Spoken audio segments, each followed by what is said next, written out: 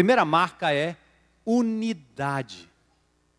Quando há unidade, nós temos a indicação da presença do Espírito na vida da igreja. Unidade é a marca da presença do Espírito. Foi a oração de Jesus, que todos fossem um e que todos fossem aperfeiçoados na unidade, João 17. Unidade não nos faz iguais. Não somos iguais pelo que fazemos, nem pelo que vestimos como uniformidade. Mas nós somos um pelo que cremos, de quem dependemos e a quem servimos e onde estamos inseridos no mesmo corpo, corpo de Cristo. Nós temos um problema entre o sentir e o saber. Quem conhece a palavra de Deus, embora esteja aqui talvez triste, talvez esteja aqui precisando de um consolo, talvez esteja aqui sem esperança, mas a pessoa que conhece a palavra de Deus sabe que Ele está aqui independente do sentimento. Olha, sentir sem saber é ser escravo das emoções e incapaz de discernir o que vem de Deus, o que vem do homem ou o que vem do próprio inimigo de Deus atuando na vida das pessoas. Paulo corrige aquela igreja porque ela estava obrigando todo mundo a falar exatamente a mesma coisa em línguas.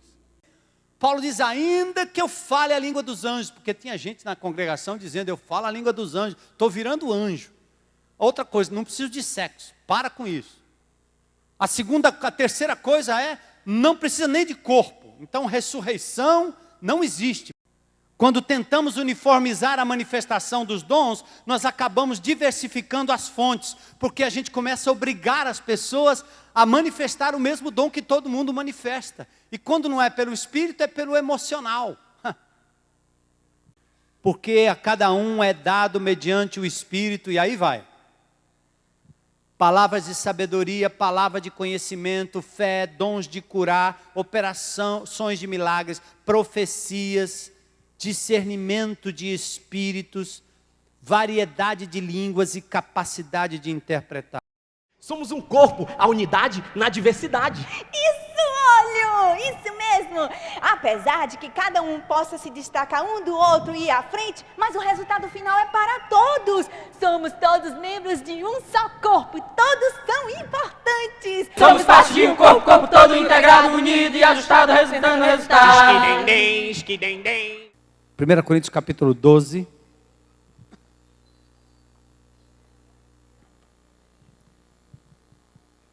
1 Coríntios capítulo 12. Nós estamos estudando sobre Cristo, corpo e carisma, compreendendo os dons do corpo de Cristo. 1 Coríntios capítulo 12 até 14.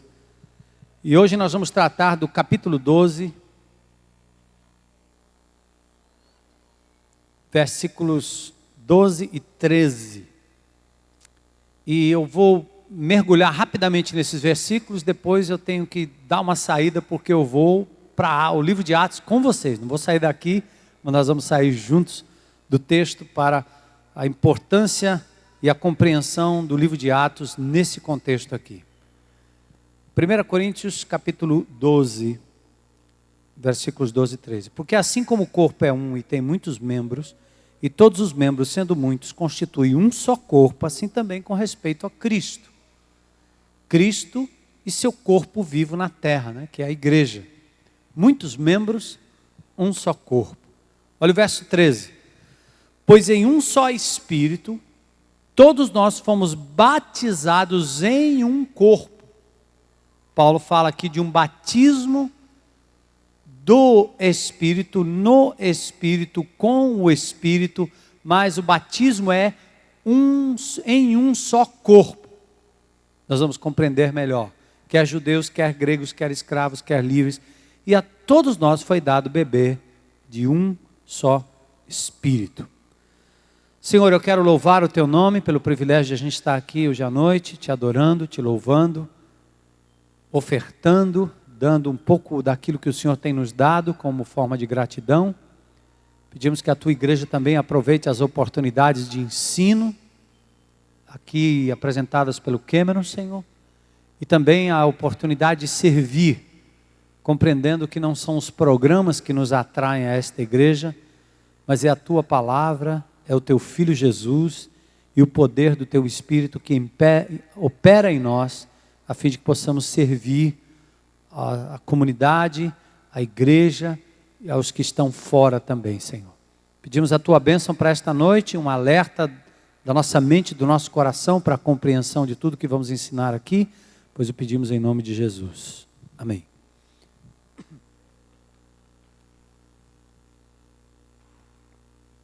Bom, Jesus cria a igreja, ele criou, ele inventou a igreja, que era, na verdade, para ser, e o seu corpo vivo aqui na terra. Ele está à direita do Pai em majestade. Jesus não pode ser visto aqui, Jesus não anda aqui no nosso meio. Algumas das nossas músicas falam em tocar, em falar com Jesus, mas a grande verdade é que ele está à direita do Pai em majestade. Aqui está a sua igreja, o Espírito Santo, e nós somos o seu corpo vivo aqui na terra. Onde a gente vai, a palavra, a mão, o poder e a graça de Jesus vai. Quando a gente para, a mão, a palavra e o poder de Jesus também param. Porque ele depende de nós, é este o plano de Deus, para que a igreja possa continuar avançando e o seu nome seja levado adiante. Bom, o Espírito de Deus nos colocou num só corpo, num time único. E Paulo nos exorta a preservar a unidade que não pode ser produzida por meios humanos. Efésios capítulo 4, versículo 3. Então é como se Jesus tivesse feito bolado um time, e o Espírito de Deus faz a convocação, e quando você é convocado para estar no time de Jesus, saiu a lista, você é recepcionado com um cerimonial de introdução chamado batismo. O batismo me introduz no corpo, no time do Senhor Jesus. Aliás, a palavra batismo é usado também para calouro, né? Hoje vai ser o seu batismo. Você vai fazer parte de um time, de uma equipe, de uma escola, como os calouros de uma faculdade. Então, o batismo é um ritual de iniciação. É o seu teste de entrada, o seu sinal de entrada, a sua marca de entrada no corpo de Cristo.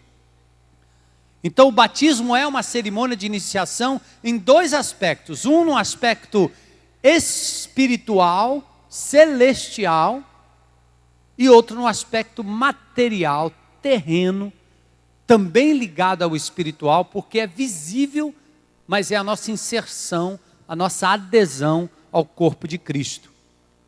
Por exemplo, em Hebreus 12, 22 a 23 diz: vocês têm chegado ao Monte Sião, à cidade do Deus vivo, a Jerusalém celestial, as incontáveis hostes de anjos, e a universal assembleia, e a igreja dos primogênitos arrolados nos céus.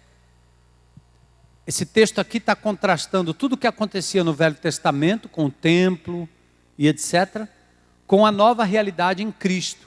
E diz que nós estamos arrolados nesta universal assembleia nos céus, como se tivesse lá um hall de membros, onde você coloca o teu nome. À medida que você entrega a vida a Jesus, o seu nome está arrolado ali. O batismo espiritual, o batismo do Espírito Santo, é o batismo que pega você, filho das trevas, filho do inimigo, ligado ao inimigo, longe de Deus, sem Cristo, e te mergulha no corpo universal de Jesus. Igreja composta de todos os crentes em todos os lugares, de todas as épocas. E aqui, do ponto de vista humano, é quando você entrega a vida a Jesus e logo em seguida é batizado e mergulhado numa piscina, num lago, no mar. E ali esse mergulho simboliza a sua adesão, o seu inserimento, a sua entrada nesta igreja, neste corpo de Cristo, ou na igreja que estiver realizando o batismo. Bom, o fato é que na terra o batismo é em águas, nos céus o batismo é no Espírito Santo. ambos nos inserem na igreja de Jesus. O batismo é um conceito muito mal compreendido. E o nosso alvo é consolidar hoje à noite essa história do batismo no Espírito Santo ou com o Espírito Santo.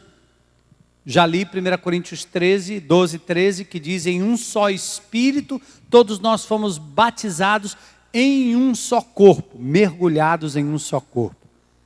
A palavra batismo vem do grego baptizo, ou do verbo baptizo, que quer dizer mergulhar.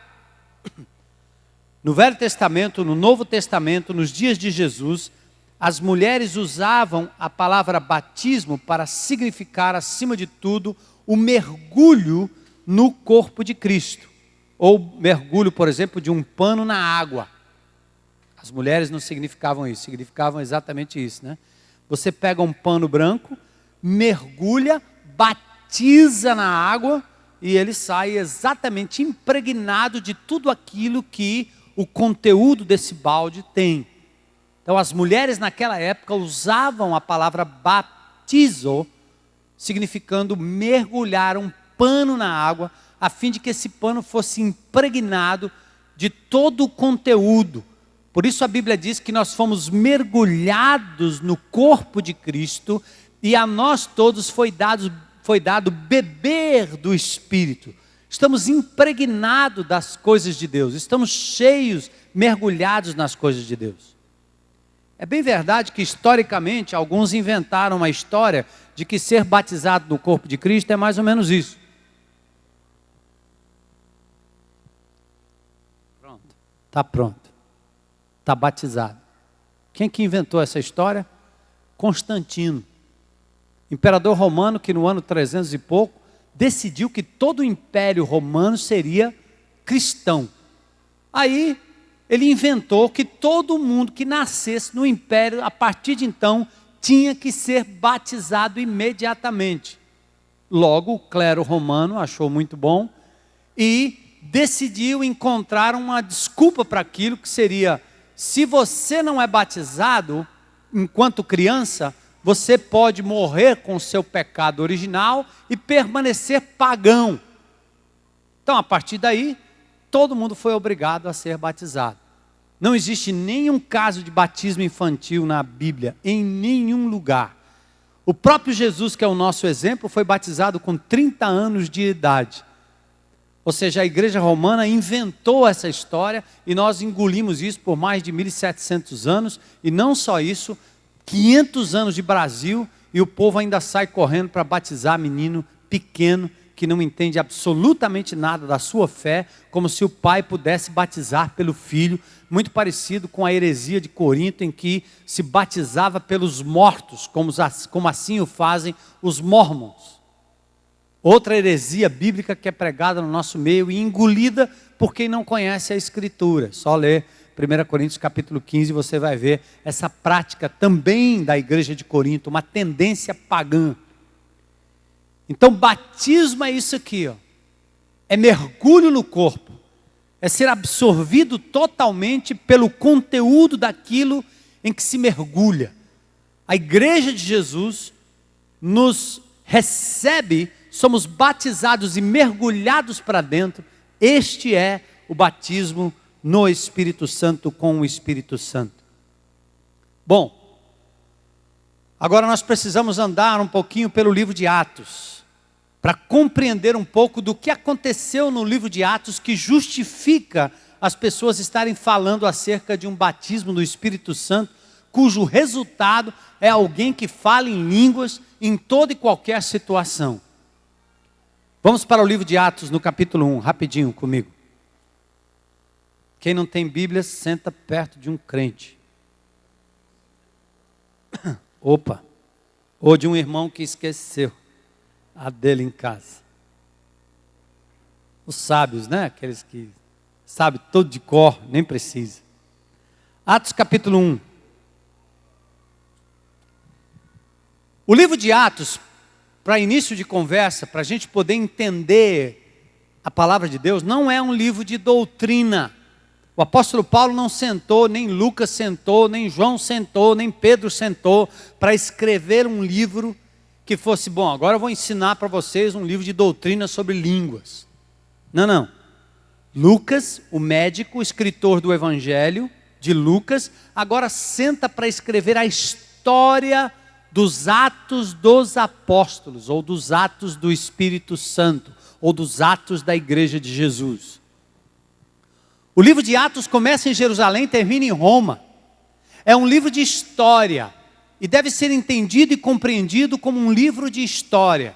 Olha o que Lucas diz no primeiro versículo. Escrevi o primeiro livro, ó Teófilo, relatando todas as coisas que Jesus começou a fazer e a ensinar, até o dia em que, depois de haver dado mandamentos por intermédio do Espírito Santo aos apóstolos que escolhera, foi elevado às alturas.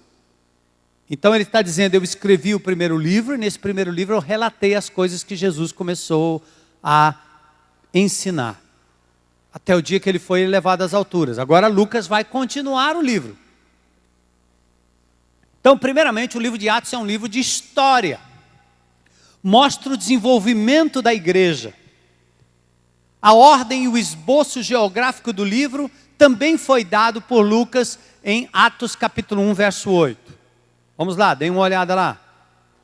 O que é que diz Atos 1 e 8?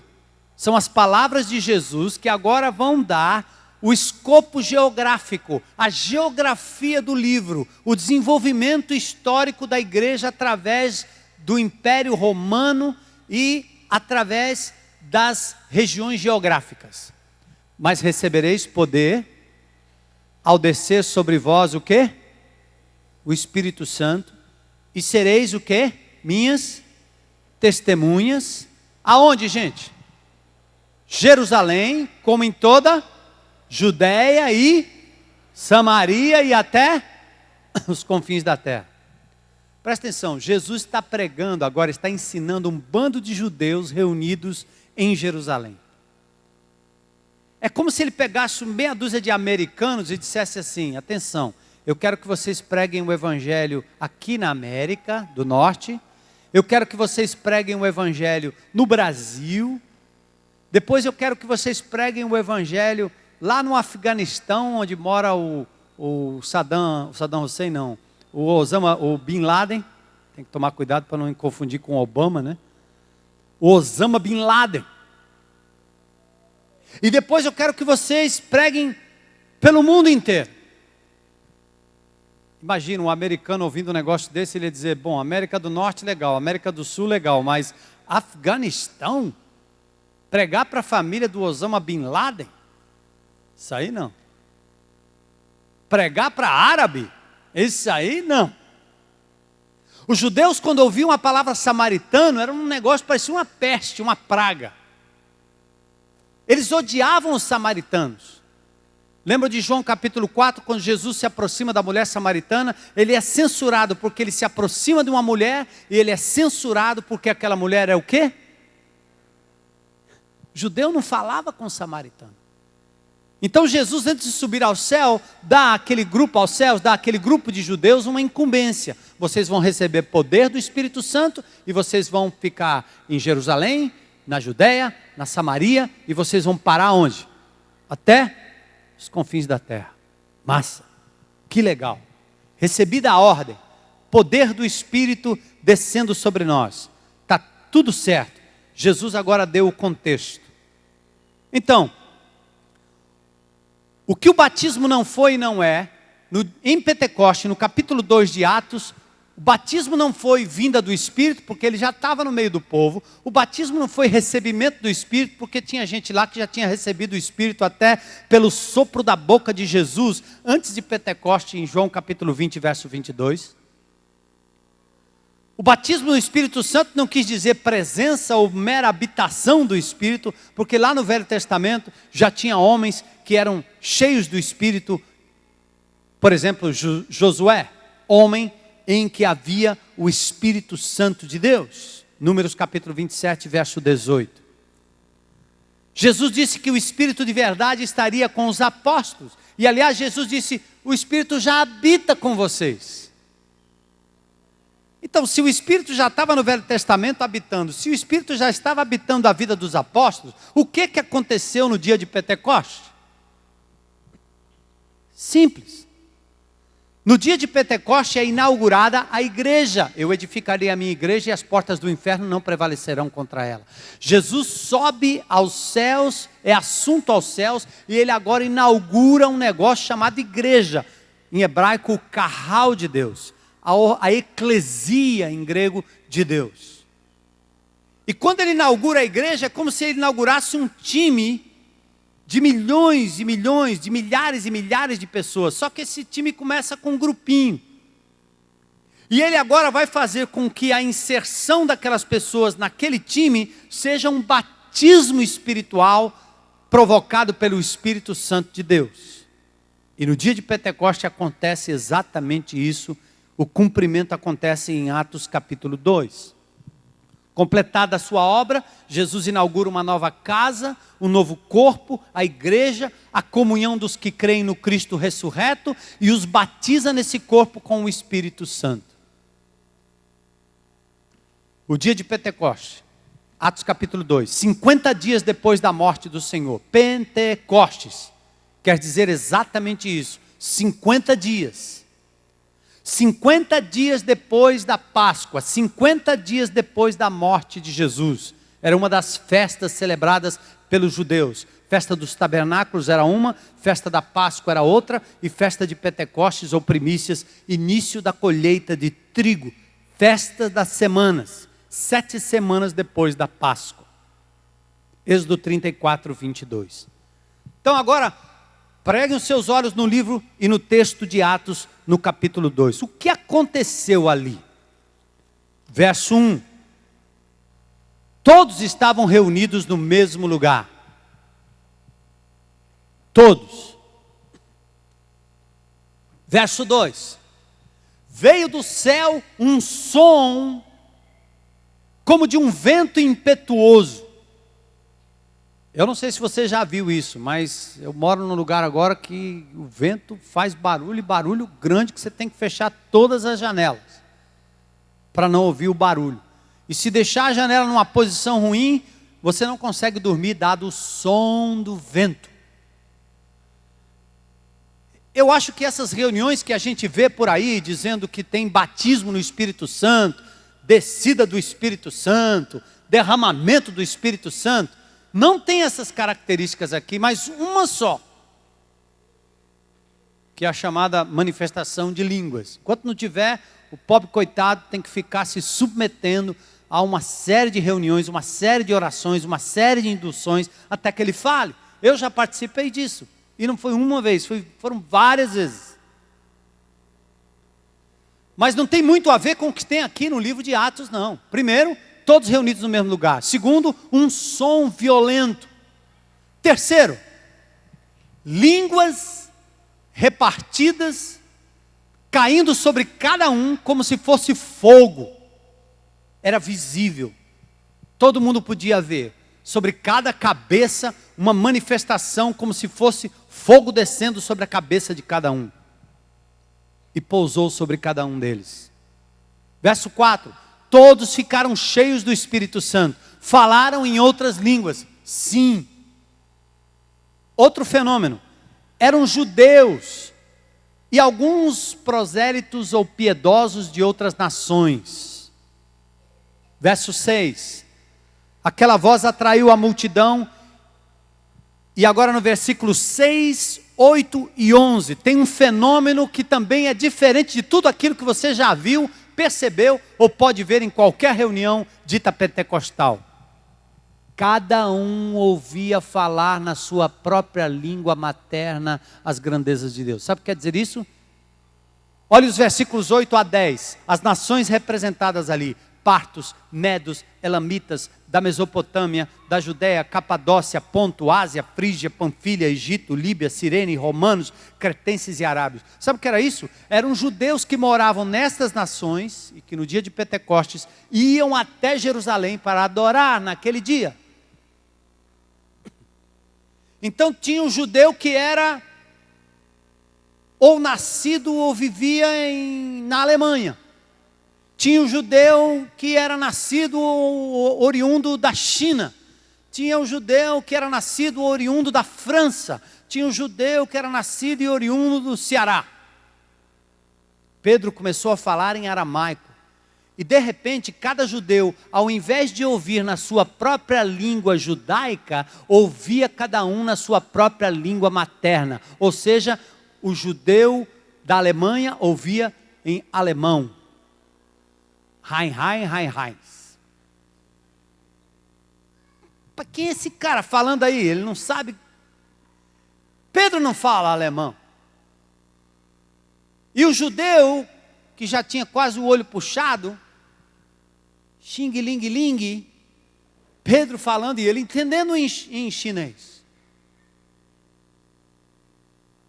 E o outro que era francês, e Pedro falando, e o cara, esse cara está falando francês, não é possível. E o brasileiro, então, o cara, égua. Pedro está falando em cearês. Queridos, o fenômeno ali não era que cada um falava em línguas. O fenômeno era que cada um ouvia falar na sua própria língua materna as grandezas de Deus. Esse fenômeno não se repete nas reuniões pentecostais hoje. De jeito nenhum. Não há como. Eu já fui em reuniões pentecostais que precisava de intérprete. Eles ouviam cada um falando, cada um na sua própria língua, é verdade. Só que era um tradutor lá dentro com um negócio no ouvido, cada um ouvindo na sua própria língua materna. Naquela época não tinha isso. O Espírito Santo fez com que esse fenômeno acontecesse naquele dia com propósito. Grifa na sua Bíblia aí, meu irmão. Cada um ouvia falar na sua própria língua materna. Cada um ouvia falar na sua própria língua materna. Cada um ouvia falar na sua própria língua materna. Olha o verso 7. No verso 7, as pessoas que ouviram aquilo disseram assim, peraí, esses caras não são galileus? Esse aí não é um galileu? É do tipo assim, quem é esse caipira aí falando? Esse matuto. Esse cara não é matuto? Ele é negociante, mas ele é matuto. Como é que ele está falando na minha língua? Era um fenômeno poderoso do Espírito. Versos 8 a 10 mostra a diversidade de nações. O que aconteceu, gente? A singularidade do evento. Tal qual o nascimento, a crucificação, a ressurreição, a ascensão. Pentecoste foi um evento único. Por que esse evento, gente? Em 1 Coríntios, no capítulo 1, Paulo diz uma coisa muito simples. O grego está atrás de sabedoria, saber, entender, razão, logos, palavra, lógicos, racional, inteligência, entendimento. O grego quer explicação filosófica. O judeu, o que ele quer? Um sinal. O judeu é tão infantil, tão criança, na fé, que ele é como Tomé. Se eu não vir os cravos, eu não vou acreditar. Você está me dizendo? Pois eu só acredito se eu vir. O judeu pede sinal. Se não descer fogo do céu, ele não acredita. Porque ele não acredita na palavra, ele acredita no que ele vê. Ele quer ver, quer ver. Então Deus teve que fazer naquele dia um fenômeno tão poderoso, tão cheio de demonstrações, porque aquele povo judeu reunido naquele lugar era um bando de crianças, uns infantis que não queriam acreditar na palavra que o Senhor Jesus havia deixado já no Velho Testamento enquanto em vida. Estão lembrados de Jesus andando no caminho de Emaús com aqueles 2 discípulos?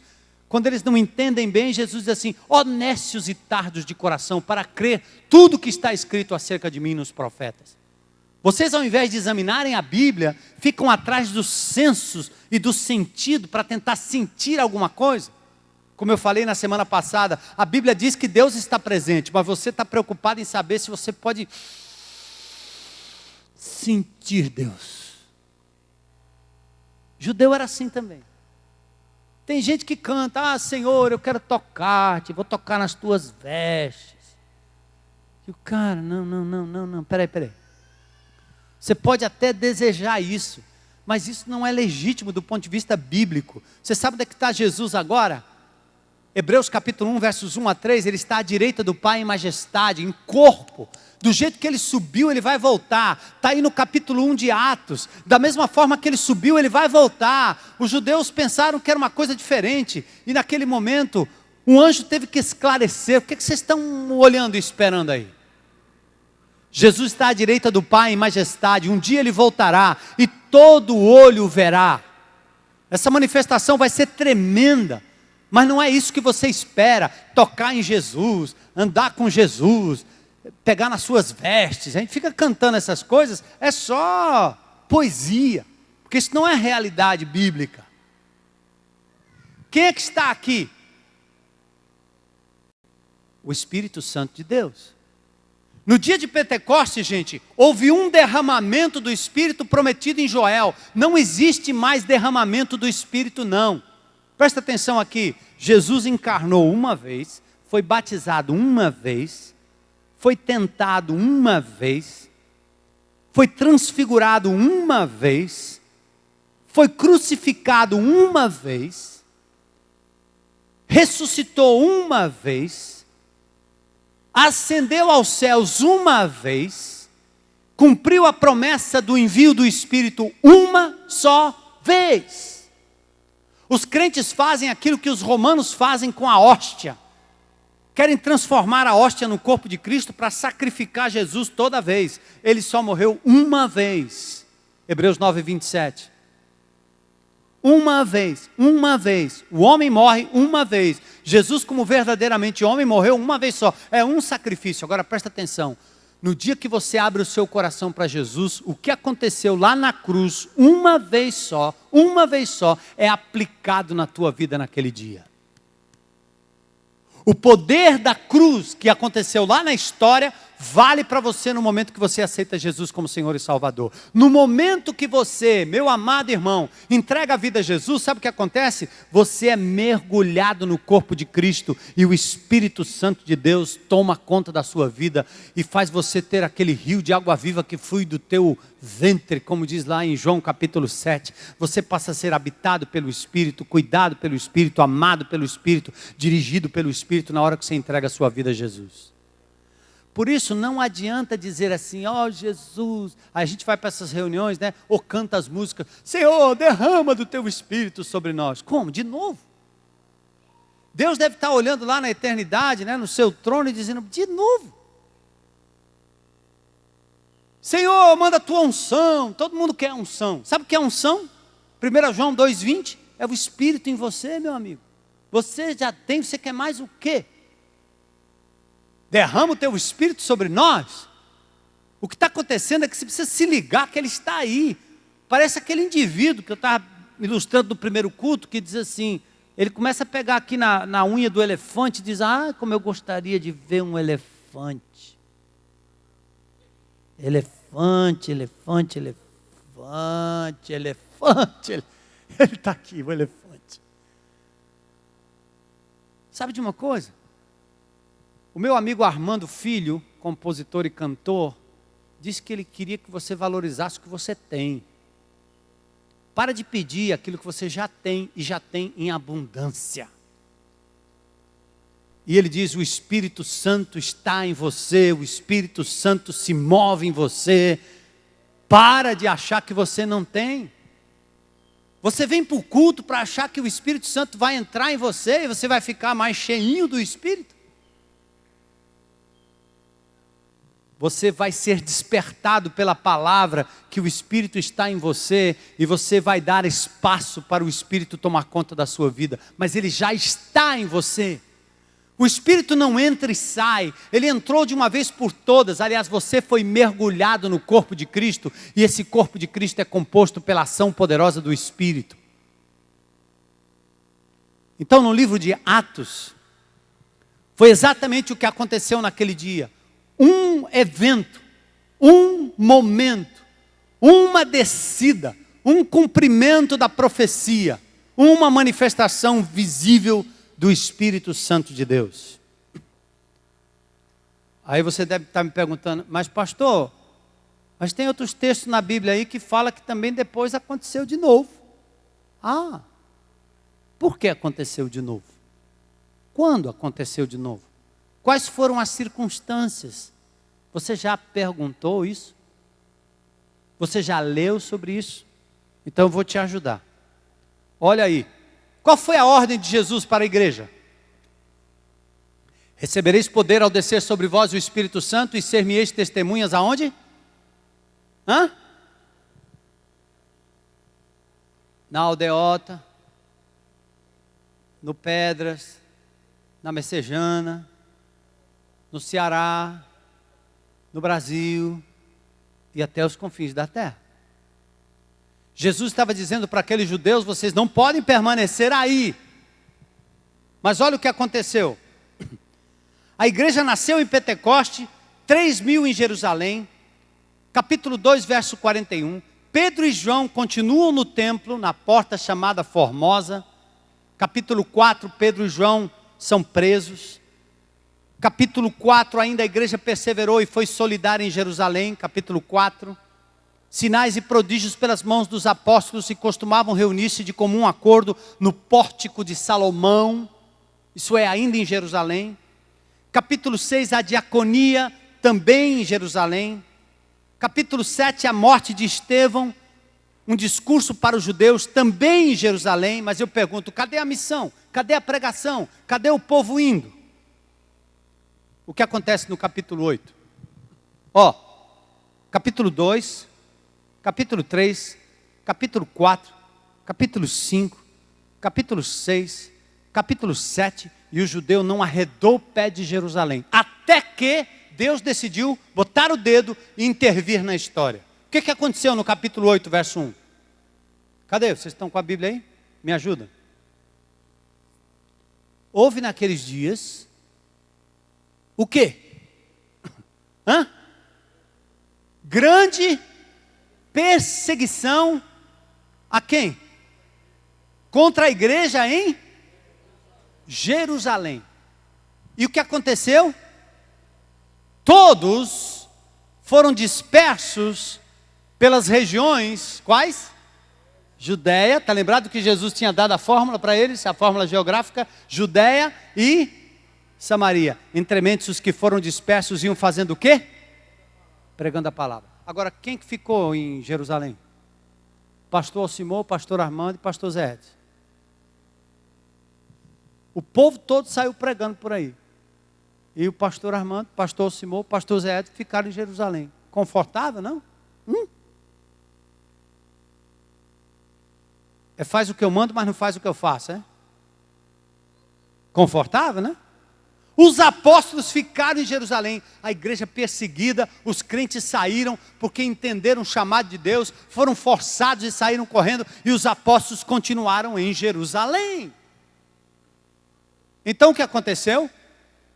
Filipe, no capítulo 8, Saulo se converte, a igreja se consolida em Samaria, Filipe saiu a pregar, e diz o texto, a igreja na verdade tinha paz por toda a Judéia, Galiléia, Samaria, edificando-se e caminhando no temor do Senhor, Atos 9:31, e no conforto do Espírito Santo crescia em número. Mas olha aí o que aconteceu.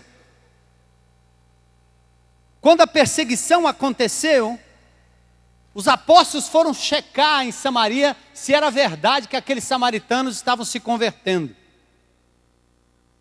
E eu vou mostrar para vocês o início dos confins da terra. A igreja pressionada a sair, Atos capítulo 10. Abram lá ou acompanhem comigo aí. O evangelho chegou até Cesareia. Cesareia é uma cidade na costa do Mediterrâneo. Eu tive a oportunidade de visitar. Tem um tremendo teatro, uma cidade construída por César. Coisa linda aquele teatro, uma cidade super avançada, inclusive com construções para dentro do mar, coisa incrível, incrível, que foi construída naquela época. Terra dos gentios, terra dos pagãos, terra dos incrédulos, terra dos romanos.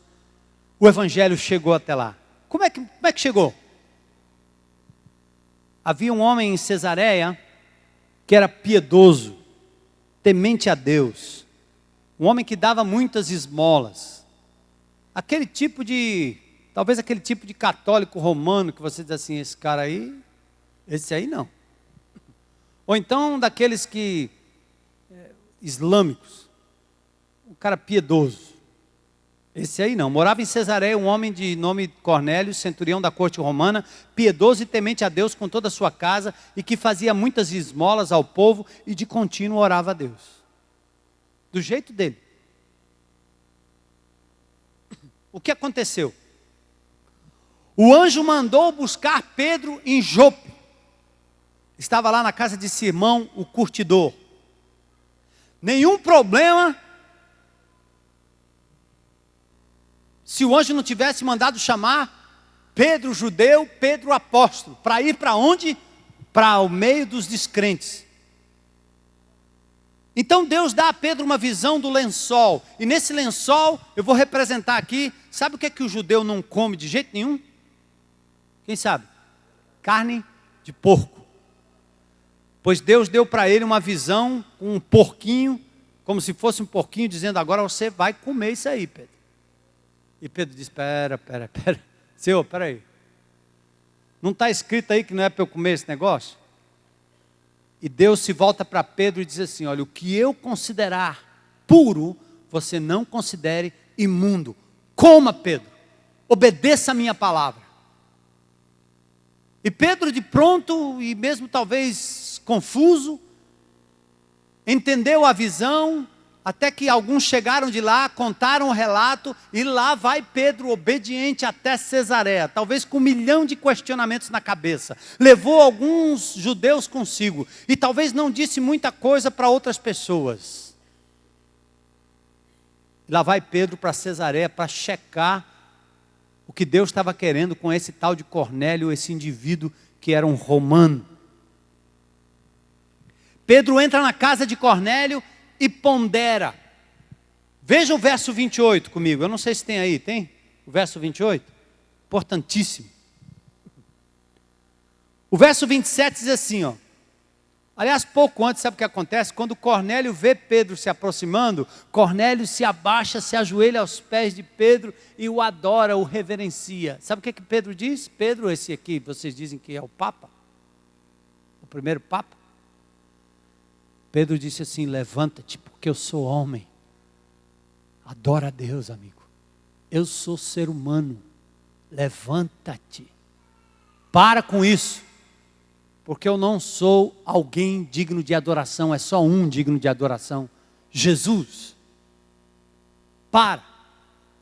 Aí naquele momento, Pedro entra na casa e começa a dizer coisas interessantes aqui. Vamos comigo. Verso 27. Falando com ele, entrou encontrando muitos reunidos ali na casa de Cornélio. A quem se dirigiu dizendo, grifem. Vós bem sabeis que é o quê? Proibido a um judeu ajuntar-se, ou mesmo aproximar-se a alguém de quê? De outra raça. Pedro está sendo sincero. Ele está dizendo, rapaz, eu sou da aldeota, eu não me misturo com gente messejana. E você sabe que Deus diz que eu não posso.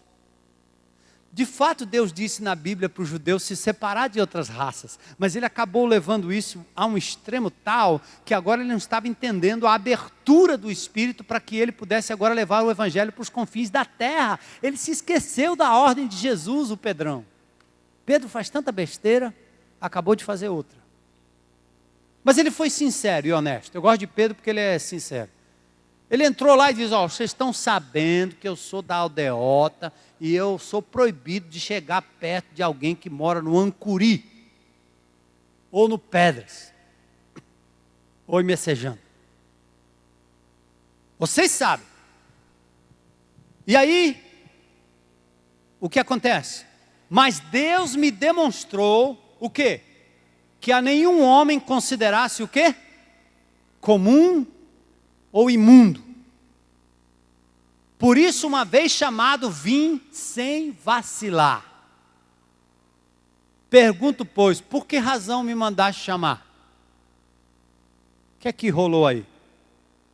E aí Cornélio diz que estava observando na hora nona, aquela história e disse: Cornélio, a tua oração foi ouvida, tuas esmolas lembradas, manda pois alguém a Jope, manda chamar Pedro, ele está hospedado em tal lugar, mandei sem demora chamar-te, fizeste muito bem em vir, agora estamos todos aqui na presença de Deus, prontos para ouvir tudo o que te foi ordenado da parte do Senhor. Ou seja, eles disseram: é só isso, por favor, prega a palavra de Deus para nós. Pedro era aquele indivíduo parecido com aquelas pessoas que só evangelizam os amiguinhos ou os filhinhos. Porque esse negócio de evangelizar gente bandido, ou ex-bandido, ou ex-drogados, não pode. No Geração Futuro, eu vou misturar o meu filho com aqueles meninos todos cheios de bereba, nariz escorrendo. Não. Por favor, eu vou mudar de igreja. Porque eu não admito que meus adolescentes se misturem com os ex-drogados. E essa igreja, que um bando de menino em recuperação do Lar da Paz fica catando as coisas no final do culto, isso é um perigo, isso é um perigo, isso é um perigo, é um perigo. Deus não mandou a gente se afastar das coisas do mundo? Hein? Ele não mandou a gente não se misturar com os infiéis? Aham.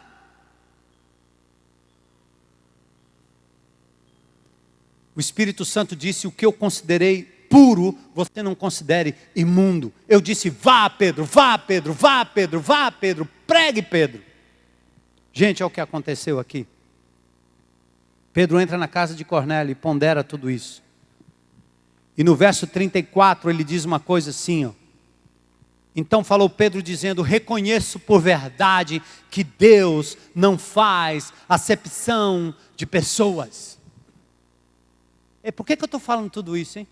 Tudo isso para chegar lá no texto onde a manifestação acontece, e a maioria das pessoas que vivem pelo sentimento e pelos sentidos, acabam não lendo a Bíblia na sua essência, na sua historicidade. Querem logo pular para o fenômeno e dizer: epa, isso que nós queremos, porque isso é demonstração de poder. E se esquece que tem todo um contexto por trás. Pedro falando, e o Espírito foi se manifestando. Olha comigo, com muito carinho. Capítulo 10, versos 44 em diante. Ainda Pedro falava, ainda Pedro pregava estas coisas. Quando aconteceu o quê? Caiu o quê? O Espírito Santo sobre quem? Todos os que ouviam o quê? A palavra. Não era nenhum culto de oração, não era nenhuma indução, era a pregação da palavra em Cesareia, no meio daqueles que Pedro havia considerado impuros, e agora o Espírito cai sobre eles de uma forma clara, e eles tinham ouvido a palavra, em consequência disso, o Espírito desceu naquele momento. Olha o verso 45. Os fiéis que eram da circuncisão, ou seja, os judeus que estavam com Pedro, admiraram-se porque, o quê? Por que eles se admiraram? Também o pessoal de Messejana, também sobre a família do Osama Bin Laden, também os africanos, também os cearenses. Pedro disse: aqueles indivíduos que estavam com ele ficaram admirados, dizendo: cara, não acredito, eu estou vendo, aconteceu a mesma coisa que aconteceu com a gente. Estes também foram batizados com o Espírito Santo também veio sobre eles naquele momento.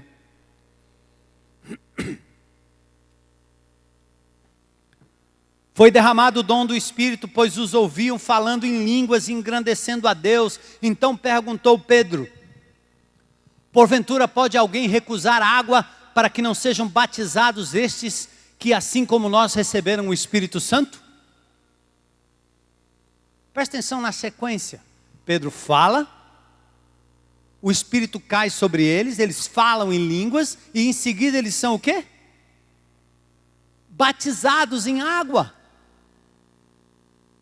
Ou nas águas. Por que o fenômeno se repete aqui, gente? Porque os judeus precisavam saber e crer, eles precisavam ver, eles precisavam testificar que aquilo era verdade.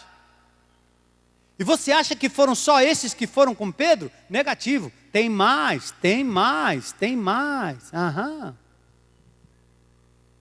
Olha o capítulo 11, como é que começa. Pedro volta para Jerusalém. E agora, para explicar para os amiguinhos dele que ele foi na casa de um infiel, um pagão. Chegou ao conhecimento dos apóstolos e dos irmãos que estavam aonde? Hein, gente? Bora, classe. Que também os gentios haviam o quê? Aqui não diz que eles receberam o dom de línguas, aqui não diz que eles receberam o Espírito Santo, aqui dizem que eles receberam uma palavra também. O fenômeno não é o que mais importa, mas é a essência, que eles receberam a palavra, creram em Jesus. Quando Pedro subiu a Jerusalém, os que eram da circuncisão, o arguíram, ou seja, discutiram com Pedro. E o que eles diziam? Verso 3. Vocês entraram na casa de gente pagã, vocês entraram na casa de gente descrente, vocês foram capazes de entrar lá em Messejana, na casa do irmão. Olha o sufoco que Pedro teve que passar. Explicar de volta lá em Jerusalém para aquele povo que não saiu de lá, não cumpriu a ordem de Jesus, o que tinha acontecido lá em Cesareia. Então Pedro passou a fazer uma exposição por ordem, verso 4, dizendo, aí ele contou toda a história de novo. Bom, e o desfecho? O Espírito Santo caiu sobre eles. Olha o verso 15, comigo, por favor.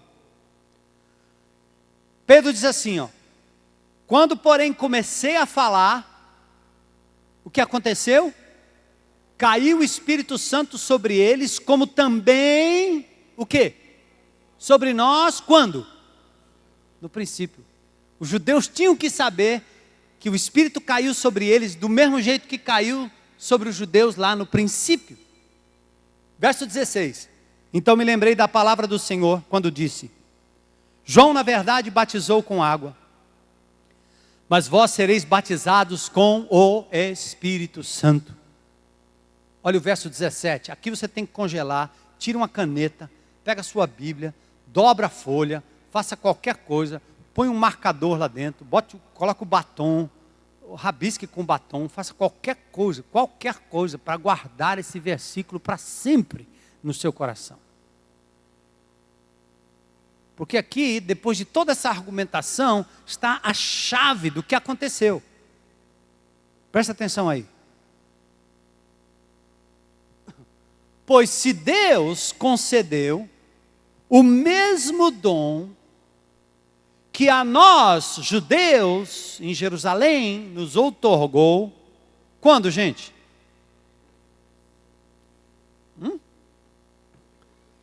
Pedro está dizendo que o dom foi concedido quando?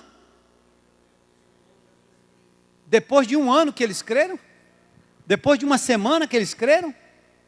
Depois de 6 meses de tanta oração? Eu creio em Jesus, sabe? Mas esse dom do Espírito só veio depois, que fizeram uma oração sobre mim, eu fiquei lá e bamba lá bamba e vai.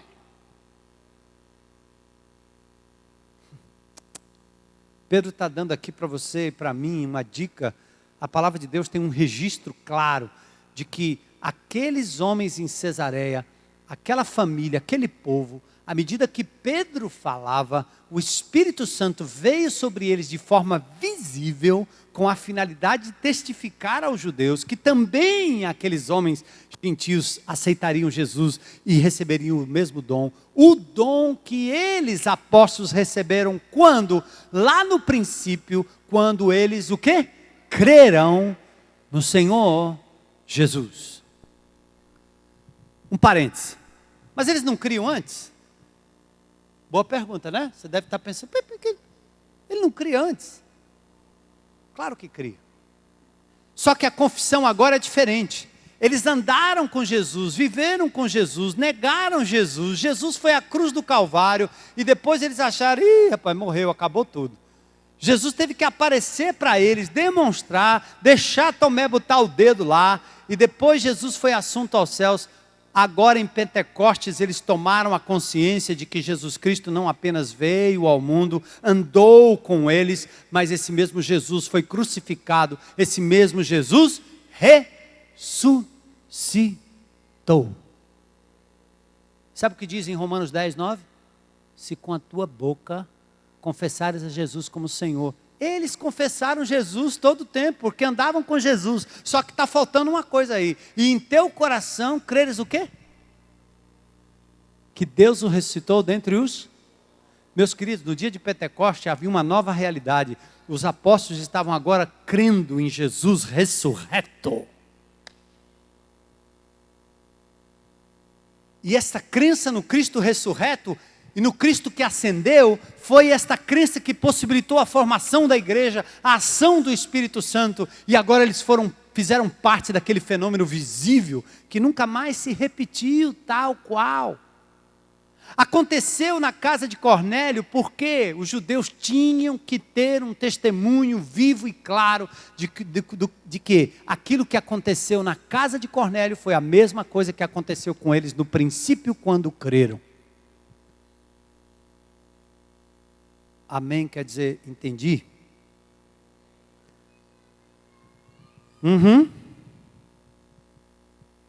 Conclusão. Logo também os gentios, foi por Deus concedido o batismo, os dons, as línguas. Não.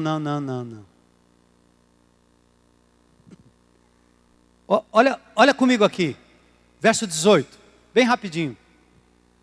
E ouvindo eles essas coisas, eles quem?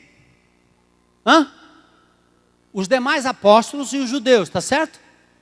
Ouvindo eles essas coisas, o que eles fizeram? Apaziguaram, ou seja, ficaram mais calmos, tomaram uma maracujina. Aleluia, amém. E eles glorificaram a Deus, dizendo o quê? Logo também aos gentios foi concedido o dom de línguas. Vocês estão lendo a mesma Bíblia que eu estou lendo?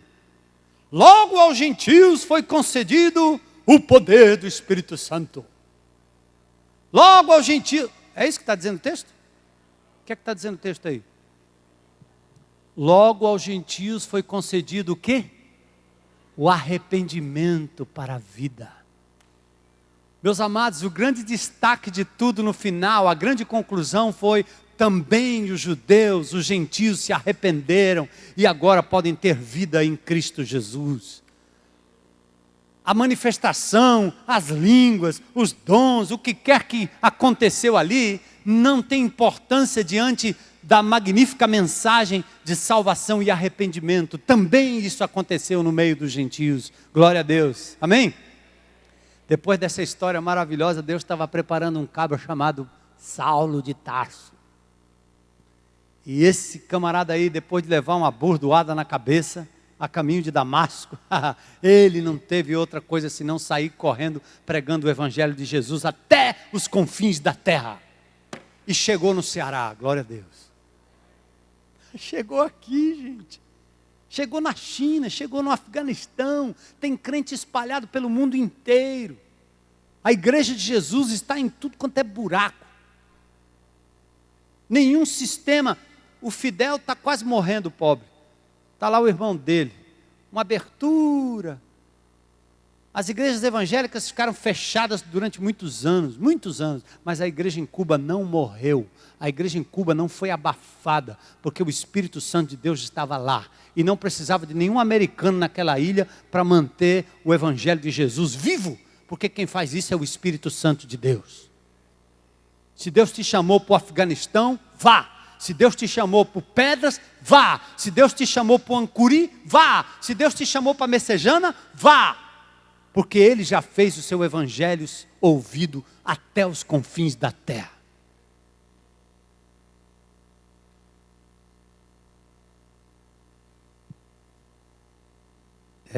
E quando o último eleito, né? Quando o último for agregado ao corpo de Cristo, fecha-se o ciclo da igreja. Maranata, vem, Senhor Jesus.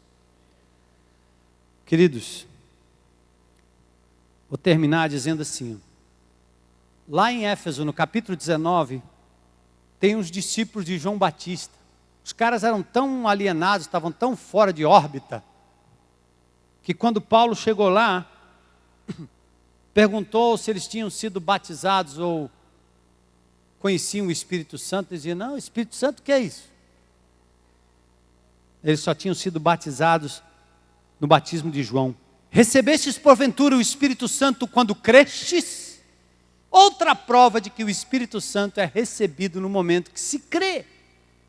Só que aqueles indivíduos eram ainda discípulos de João.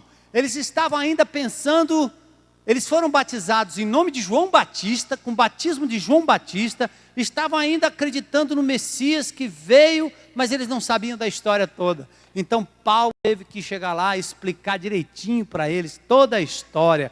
E estes foram batizados no batismo de João.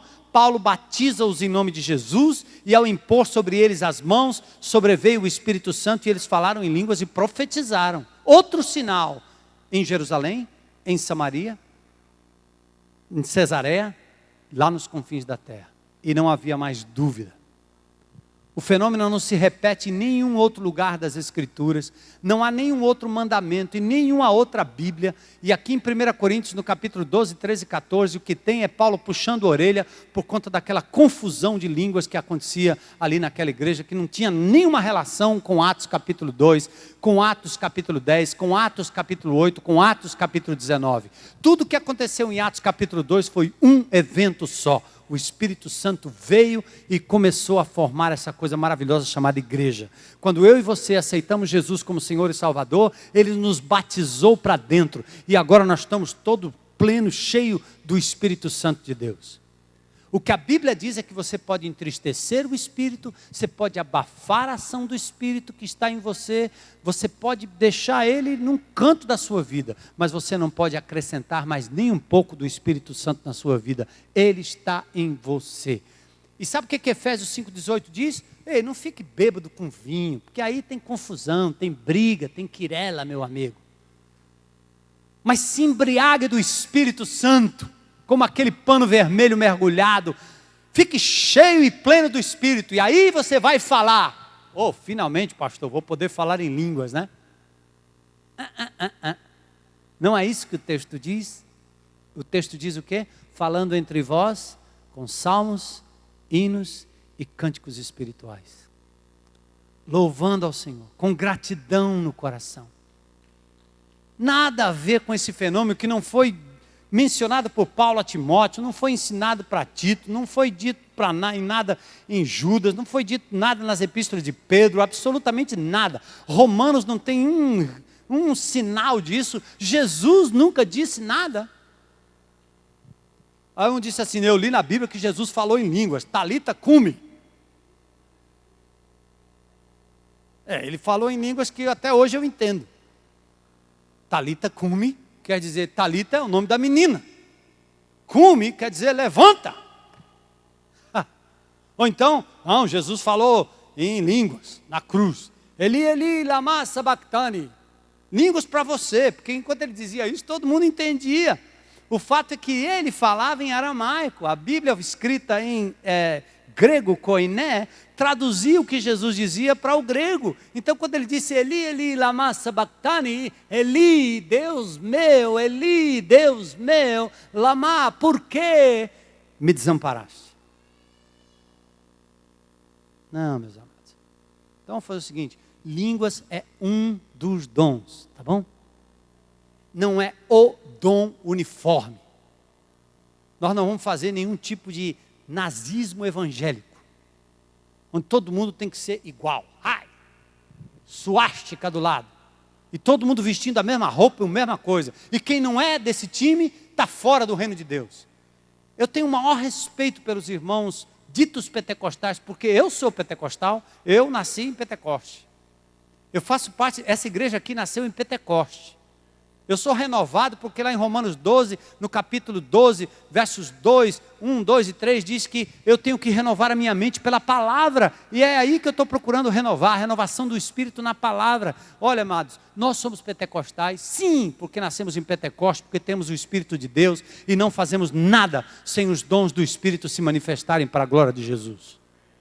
E outra coisa, você quer um sinal de que um homem é cheio do Espírito? É quando ele proclama, exalta e prega o nome de Jesus. Eu conheço alguns aqui que vazam Jesus para todo canto. João Batista sai por aí como um peregrino pregando o nome de Jesus. Homem cheio do Espírito, vazando do Espírito.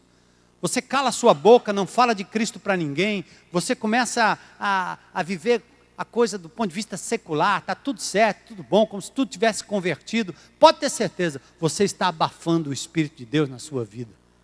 Porque no momento que você abrir para o Espírito agir, você vai ficar como um embriagado das coisas de Deus. Você vai falar, louvar, servir. E os dons vão se manifestando para a glória de Deus. Amém?